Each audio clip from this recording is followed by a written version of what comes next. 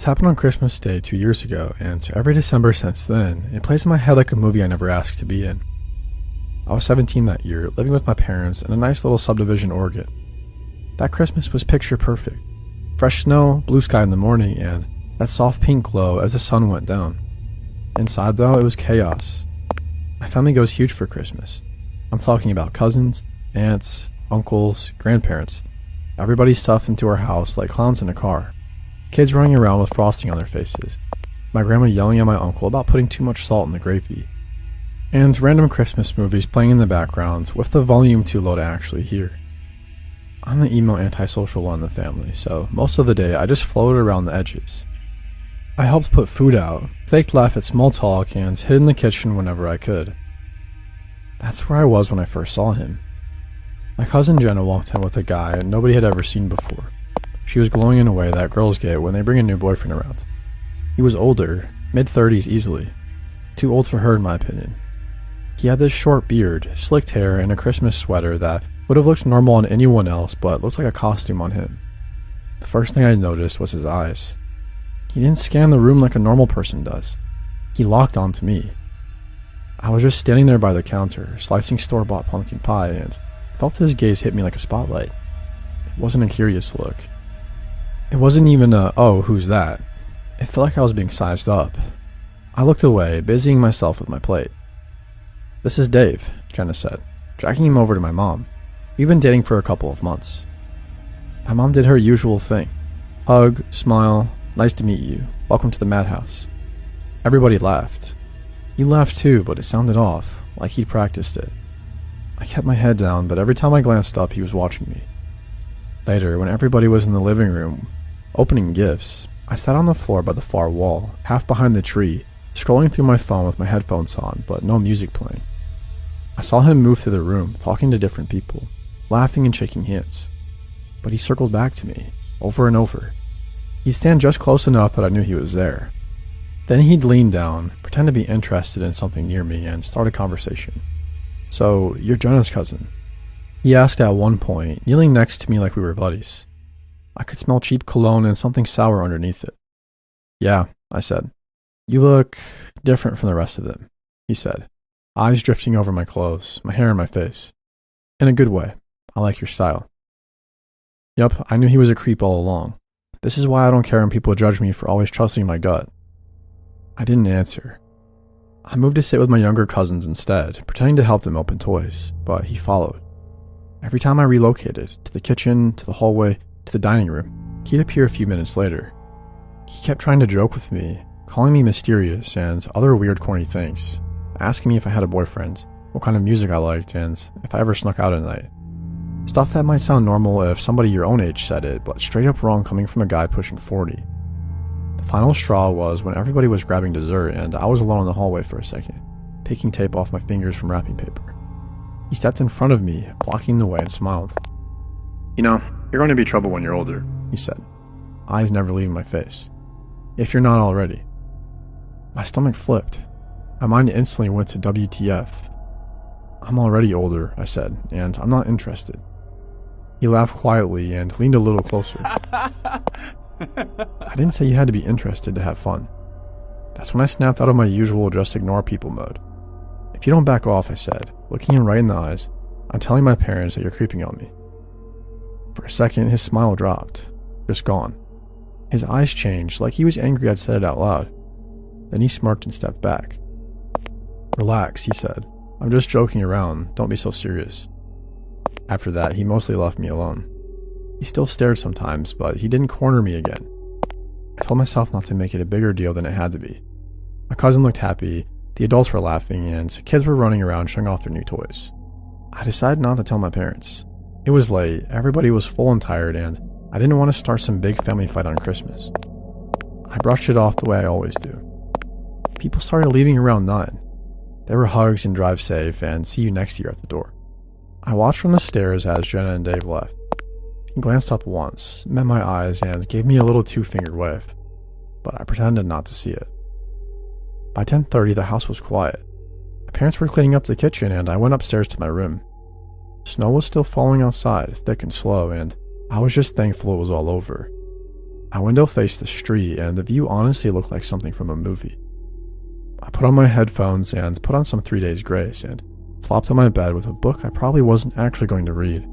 I turned the volume up, letting the music drown out the last thoughts and drama of family noise I had going through my head.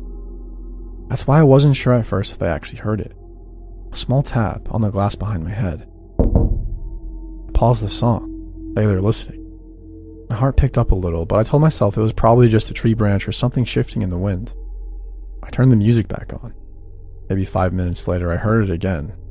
It was slightly louder, though. I sat up this time. My bed is pushed right up against the window, so the glass is basically the headboard. I turned around and looked at the window. It was fogged over from the difference between the warm air inside and the freezing air outside. Couldn't see anything except the fuzzy glow of one of the nearby streetlights. Probably nothing, I said to myself, even though I knew houses don't knock 3 times in a row. I'll admit I was freaked out, deep down, but I just wanted so badly to be overreacting that I eventually believed it. I slid off the bed and stood up, leaning closer. I wiped a circle in the condensation with the sleeve of my hoodie. First, all I could see was the street covered in snow. The sidewalks, the rows of houses across from ours, lights off except a few porch lights. Then I saw him. A figure standing on the sidewalk, down the street a little bit. He had a dark jacket on, jeans, and a posture slouched slightly, like he'd been standing there for a while. He was facing my house. His head was angled upward toward my window. Even from that distance, even in the dark, I recognized the outline. Dave. I dropped my sleeve from the glass like it was hot and stumbled backward. Heart pounding so hard I thought it would beat out of my chest. I grabbed the blinds and yanked them shut, then shut off my lamp so the room went dark. I stood there for a minute, pressed against the wall, listening. I considered going downstairs and telling my parents right then, but some stubborn part of me said, what if you're overreacting? What if it's not even him? The idea of explaining, hey, that guy who creeped me out earlier is standing on our street, felt insane. So I watched. For the next 20 or 30 minutes, I sneaked to the edge of the blinds, lift one slat and peek out. Most times I saw nothing but swirling snow. Sometimes I thought I saw movement, but it was probably just flakes catching the light. Eventually, the sidewalk looked empty. The panic dulled the nervous energy. I told myself he'd left, that it really was just my imagination or some random neighbor walking their dog earlier. Who knows? I went back to my bed, turned on my lamp again, and tried to actually read my book. Headphones sat around my neck, music off this time. I think it was close to midnight when it happened.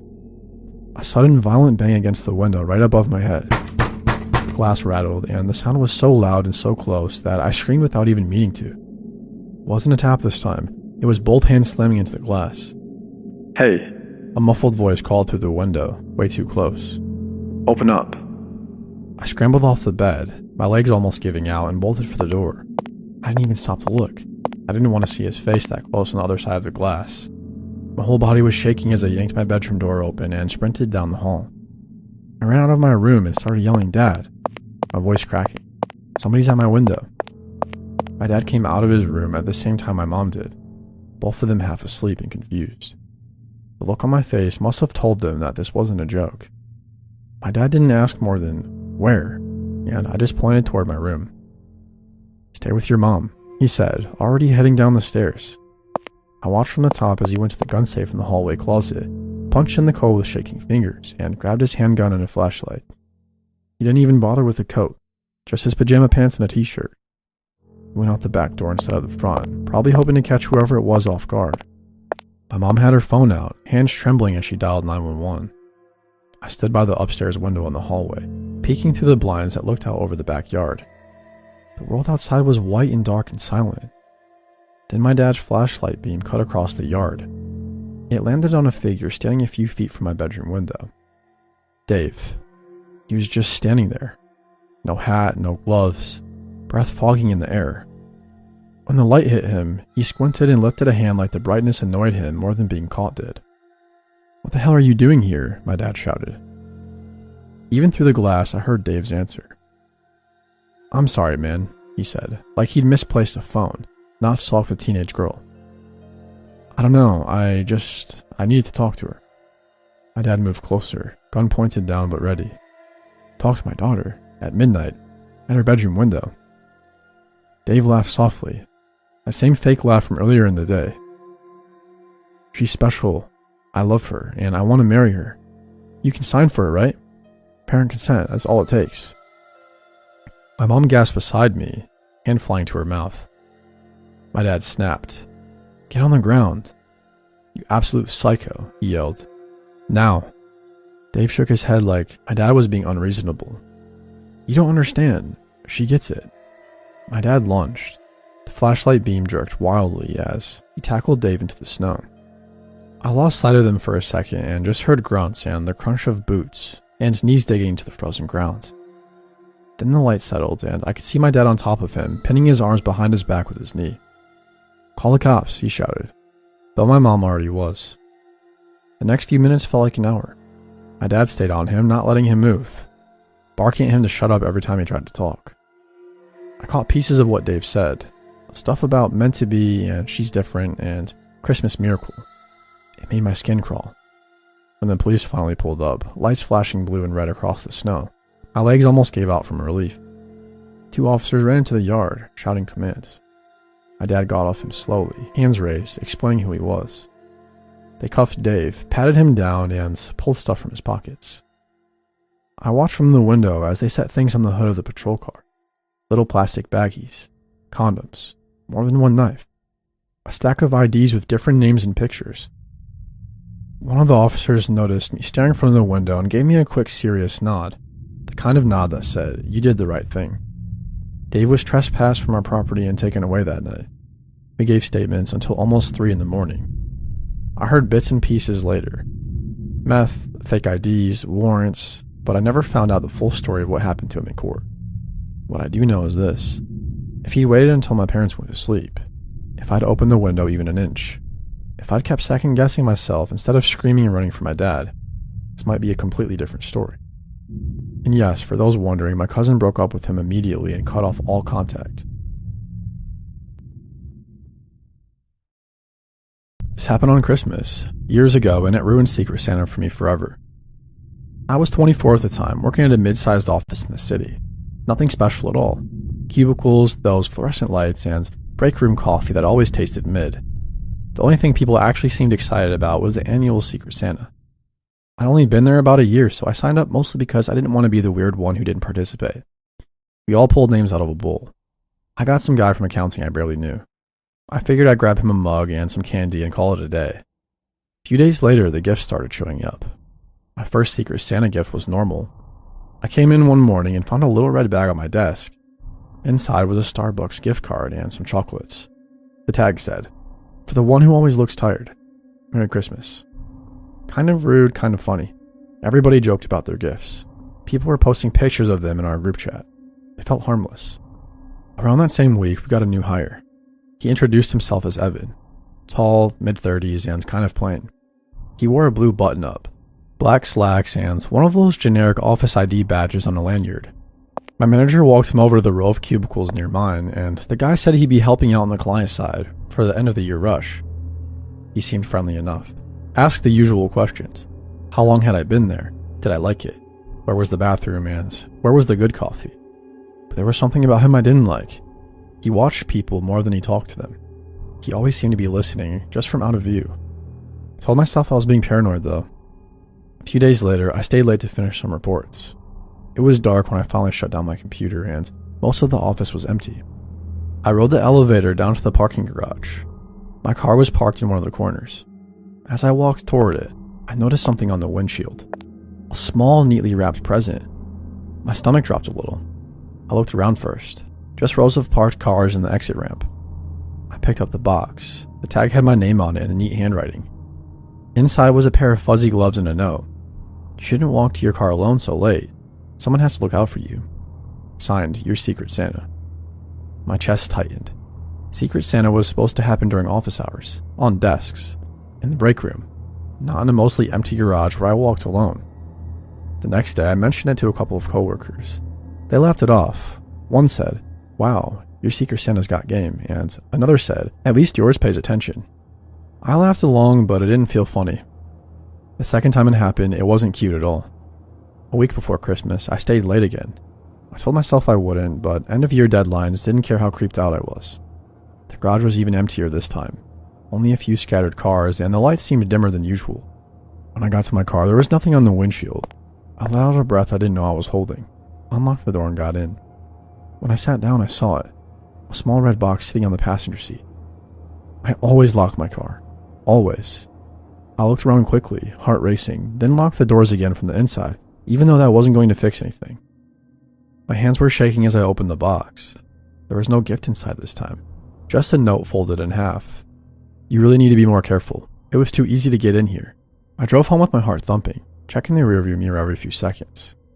The next morning, I went straight to HR. I told them about the weird gifts I've been getting, and the note. I didn't say stalker, but I didn't have to. The HR lady's face tightened as she listened. She said she'd talk to security and review the cameras. On my way out of her office, I passed Evan in the hallway. He smiled at me. Rough morning? He asked casually. Yeah, I muttered. You got home safe last night, right? He asked. I stopped. What? He shrugged. You mentioned you were staying late. Roads were icy. Just asking. I hadn't told him anything about staying late. Something about that clicked in my brain. I walked straight into my manager's office instead of my desk. Hey, I said, trying to sound casual. That new guy, Evan, how long is he contracting for? My manager gave me a blank look. Who? The guy you introduced to our row last week. Tall, dark hair, badge, sits by the front window. She frowned, thinking, we don't have any new hires on your side. Not this month. I laughed nervously. No, I mean the guy you showed around. He said that he was here to help with client stuff. I've been out of the office for 3 days for meetings, she said. I haven't shown anybody around. That's when my stomach really dropped. I went back to HR. They checked the visitor log. Nobody named Evan. The badge he wore should have had a number. There's no record of it. Security said they'd pull footage from the garage and entrances. For the rest of the day, I kept catching glimpses of him. In the hallway, in the break room, near the elevators. Always just passing by. Always watching. By the time I left, I was shaking. I got off the elevator in the garage and stood there for a second, listening. My car sat where it always did, slightly crooked between the lines. This time, there was a bigger box on the hood. I didn't touch it with my bare hands. I unlocked my car from a distance, grabbed the box with my shirt, tossed it into the passenger side, got in, and sped out of there. I didn't open it until it was in my apartment with the door locked, the chain on and every light on. Inside was a USB drive and a small folded note. My hand shook as I opened the note. Open this. Merry Christmas. I plugged the USB into my laptop. There were multiple video files. I clicked the first one. It was grainy security-style footage of me walking through the garage. Different nights, different outfits. Sometimes I was on my phone, sometimes digging through my bag, and sometimes looking around nervously. The camera wasn't from an overhead security cam. It was at a ground level, hidden behind concrete, peeking around pillars, and always a little too close. In one video, I walked right past the camera. For a split second, my face filled the frame. I flinched while watching it. The last video literally made my skin crawl. It was filmed from behind a car across from mine, angled so you could see both my car and the entrance to the garage elevator. The timestamp in the corner was from tonight, like 10 minutes earlier. The video showed my car sitting alone. Then in the distance, the elevator doors opened and I stepped out. I could see myself looking around, pulling my coat tighter and hesitating. The camera stayed low, unmoving, like whoever was recording was crouched behind something, waiting. At the end of the clip, you could hear breathing close to the mic, then a whisper. You never say goodnight when you leave. I ripped the USB out so fast my laptop chimed in error. My heart was hammering. For a second, I just stood there in my living room, shaking, feeling like I was being watched, even though my blinds were closed. I was reaching for my phone to call 911 when somebody knocked on my front door. Not like a normal knock. It was super hard, uneven pounding. 3 hits. Pause. 2 hits. Another hit. Like whoever it was couldn't stand still. Time stood still. The knocking came again. Hello, a man's voice called. Hey, it's me, from work. I need help. I didn't move, didn't answer. He kept talking through the door. I got jumped, he said, sounding breathless. They stole my car. My phone's gone. I didn't know where else to go. Please, I know you live near the office. I followed you once we left. Please, just let me use your phone. My stomach twisted. I looked through the people. It was him. Evan stood on my porch, shoulders hunched. one hand on the doorframe. There was blood on his forehead and running down his cheek, or at least it looked like blood. His shirt was ripped. He kept glancing over his shoulder like something might be chasing him. "Come on," he said, voice cracking. "Please, I'm freezing out here." Every instinct in me screamed to keep the door locked. I backed away from it. "I'm calling the police," I said, trying to sound steady. "They can help you." His tone changed in an instant. "You don't need to do that," he said. The desperation dropped out of his voice. "Just let me in. I know you're alone. I've watched you come home."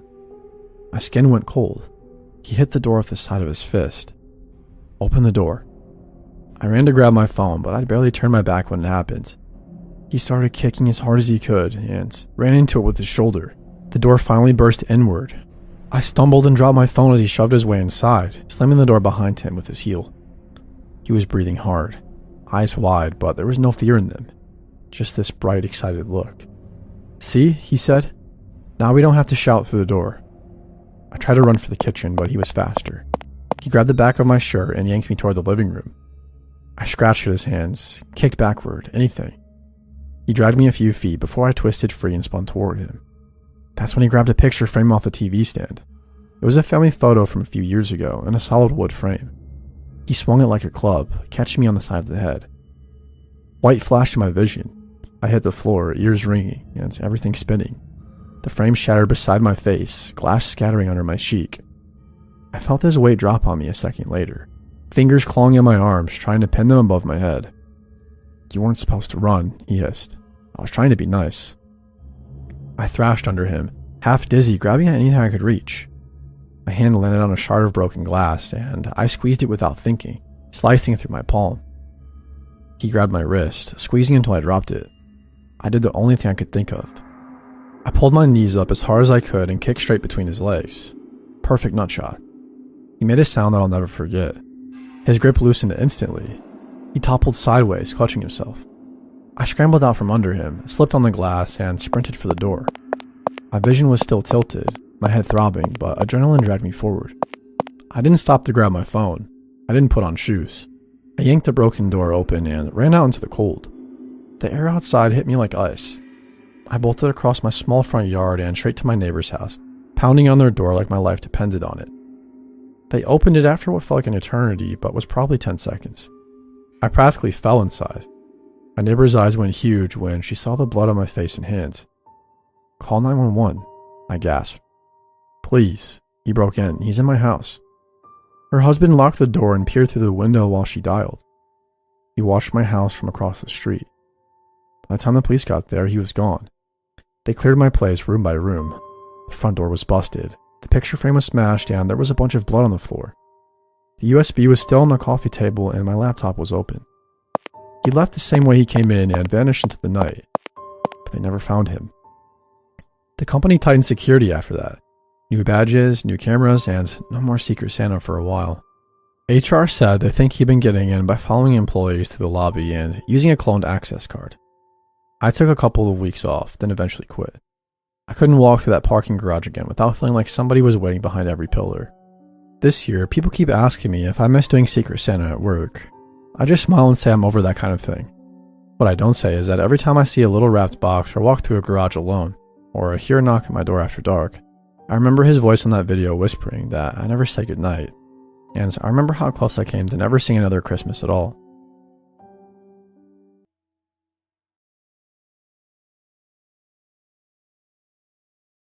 This happened on Christmas Eve 2 years ago, and I still can't hear a knock at the door after dark without my stomach dropping. Freshly back in my hometown after moving out of an apartment with my ex. My parents had gone to Florida to spend Christmas with my sister and her kids, and I'd volunteered to stay behind and watch the house, water the plants, and make sure the pipes didn't freeze.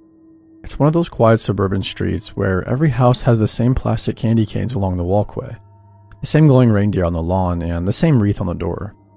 My parents go all out every year. Their front bushes were wrapped in lights. There was a glowing Merry Christmas sign on the window, and inside the place looked like a Hallmark set. Tree in the corner, stockings on the mantle, cinnamon candle burning on the coffee table. It felt cozy and safe. That night, I did what I always do when I'm alone on holidays. I tried to pretend it didn't bother me. I made myself a frozen pizza, poured a couple glasses of wine, and put on a Christmas movie marathon.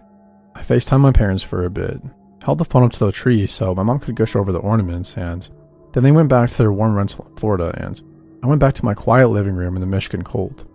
By 9:30, it was snowing steadily. The street outside was dead. No cars passing, no kids playing. Just that muffled silence you only get during a snowstorm. That's when my phone buzzed. A text message. Package delivered, the notification said. I frowned, because I hadn't ordered anything. I opened the message all the way. It showed a blurry night photo of a front porch.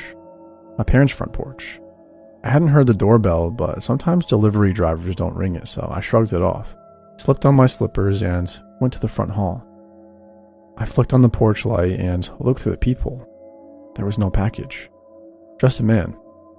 He was standing on the porch facing slightly away from the door, hood up, shoulders dusted with snow. He wasn't wearing a uniform, just relatively dark clothing and work boots. One gloved hand was in his pocket, the other was holding his phone screen, glowing blue against his beard. As soon as I looked, he turned like he somehow felt it. He smiled and stepped closer to the door. I stepped back from instinct, even though there was still a solid door between us. The doorbell rang. He jabbed it like 3 or 4 times rapidly. I cleared my throat. Can I help you? I called through the door. Yeah, package for, I heard paper crinkle. For Miller? This address, right? Must have gone to the wrong house. Just need a signature. My parents' last name is Miller, but I never told him that. That's okay, I said. You can just leave it. He laughed softly. It didn't sound like a delivery guy's laugh, if that makes sense. It sounded annoyed. Come on, man. It's alcohol. I need a signature. You don't want this going back to the warehouse, trust me. Something about the way he said warehouse made my skin crawl.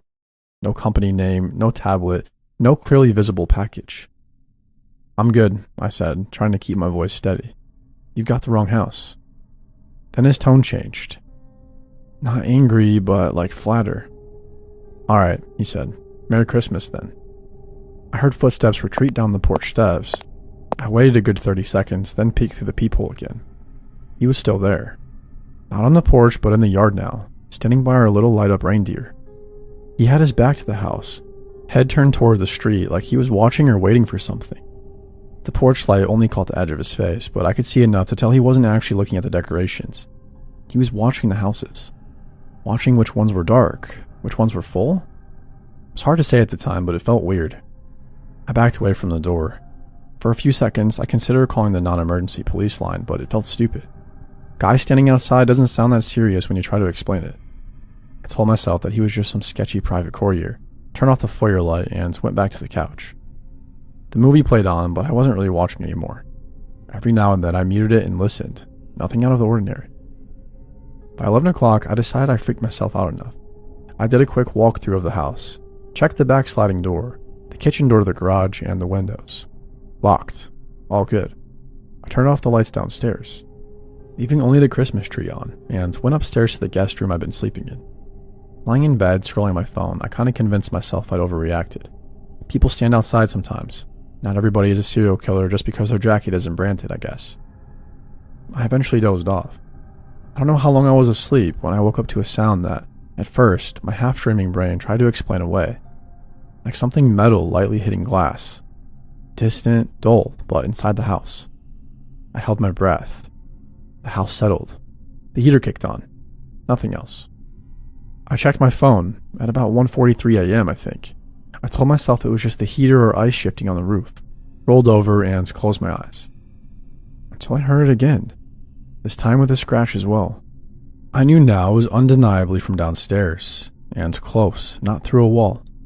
All the drowsiness vanished. I sat up, every sense suddenly tuned in. I could see the faint glow of the tree reflecting up the stairwell from under my door, so I knew the living room was still lit. I swung my legs out of bed and stood as quietly as I could, padding over to the door in my socks. I gently pressed my ear against it. For a few seconds, I heard nothing. Then, very clearly, the unmistakable sound of the backsliding door, shaking. The vertical blinds rattled softly. Then a hard, subtle thumping as somebody tested the lock from outside. My heart started racing in that sickening way where it feels like it's beating against your throat. Every instinct in me screamed, "Don't go down there," so I didn't. I backed away from the door, grabbed my phone off the nightstand, and dialed 911, shaking. The operator answered, and I did my best to keep my voice low. "Somebody's trying to get into my house," I whispered. "From the back door. I'm upstairs." She asked my address, my name, and if I was alone. I told her. I could hear her typing, her voice calm. "Stay on the line with me, okay? Officers are on the way." Downstairs, the rattling stopped. For a few seconds, the silence was worse. Then came a new sound, a dull thud like a shoulder hitting the door. Once, twice, then something else. Metal scraping. Tools, I thought. "Sir, are you in a locked room?" the operator asked. "Yes, upstairs bedroom, door's locked." "Good, stay there, don't confront them." I wanted to say, "No worries, I'm not a hero," but my mouth was dry. One more heavy thud echoed through the house, then an awful cracking noise. Wood maybe, or plastic, I didn't know. But the next sound I recognized instantly. The subtle rubbery whoosh of the sliding door opening. The house went still after that in a way that was somehow even more terrifying than the noise. The heater clicked off, and I could hear nothing but the dispatcher and my own breathing. Then, finally, footsteps. Not trying to be quiet, but not stomping either. They crossed the tile in the kitchen, then transitioned onto the wood in the dining room. Every step got a little clearer as they moved toward the living room. I could picture it in my head. That guy from the porch standing in front of the glowing tree, looking at the presents under it, looking at the family photos on the wall, looking up the stairs. "I hear footsteps inside," I whispered. "They're almost there," the operator said. "Just stay calm and hidden." I moved away from the door and into the walk-in closet attached to the guest room. It was packed with my mom's old clothes, extra blankets, and boxes of decorations. I squeezed myself into the far corner, behind a hanging row of coats, and tried to breathe quietly. Below me, a drawer slid open. Something dropped. The footsteps moved closer to the base of the stairs. Each step up the staircase sounded heavier than the last. The wood creaked in that specific way I recognized from growing up in that house. Whoever was on the stairs was big. He paused about halfway up. For a second, I thought maybe he was listening. My phone screen was glowing faintly in my hands. I turned it face down and held my breath. The steps resumed, getting closer. Then I heard the slight shift in echo that told me he'd reached the top of the stairs and turned into the hallway, right outside the bedroom door. The doorknob jiggled. He tried it once and twice. Then a quiet chuckle. "Really?" a man's voice said softly, like he was talking to himself. The knob jiggled harder, and there was a sharp bang as he threw his shoulder into it. The thin hollow corridor shuddered in his frame. I thought it would give. I flinched and almost dropped my phone. "Sir," the operator whispered in my ear, "are they at your door?" "Yes," I mouthed more than I spoke. "Officers are close. You're doing good. Just stay where you are." Another hit. The door groaned.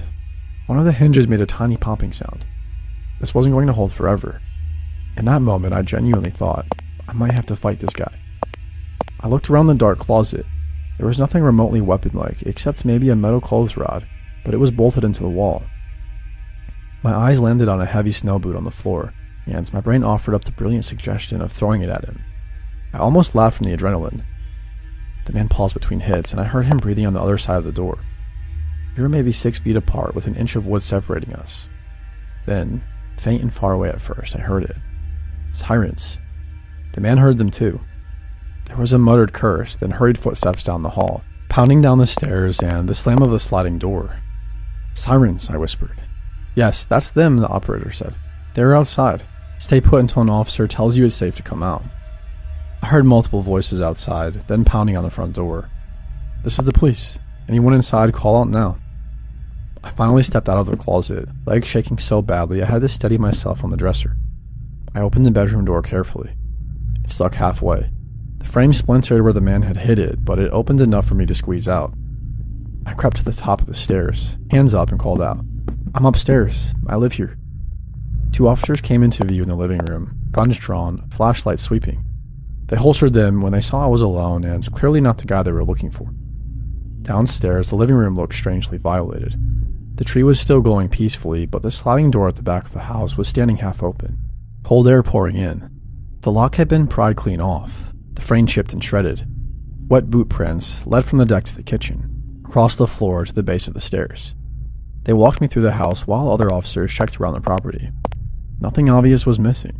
My laptop was still on the coffee table. The TV was on the wall, and my wallet was upstairs. But in the kitchen, one drawer was left open. That's where my dad keeps the knives. One was missing. That was probably the worst part to find out. Later, when everything settled down and the adrenaline gave way to exhaustion, one of the officers told me there had been a string of Christmas Eve burglaries the last couple of years. Houses that were clearly decorated, clearly had gifts, and looked empty. A lot of them had older folks living there who were out of town visiting family. You probably saw your parents leave and assumed the place would be vacant all week, the officer said. Saw the lights. Maybe watched the house for a while. Wrong place, wrong time for him that you stayed. I thought about the guy on the porch with the fake package, testing to see if anyone would open up. The time delivery notification. The fact that he knew the last name before I'd ever confirmed it. I also thought about how easy it would have been to just crack the door, sign some fake form, and let him put one foot inside. To this day, I'm grateful I didn't. My parents replaced the door, added cameras, and got a security system. They double-check every lock religiously now. I still house sit for them, but I don't try to play it cool anymore. If anything feels off, I call somebody. I check the cameras. I turn on more lights than I probably need. And every Christmas Eve, when the street goes quiet and the snow deadens every sound, I always find myself listening once the movies are off and the house is dark.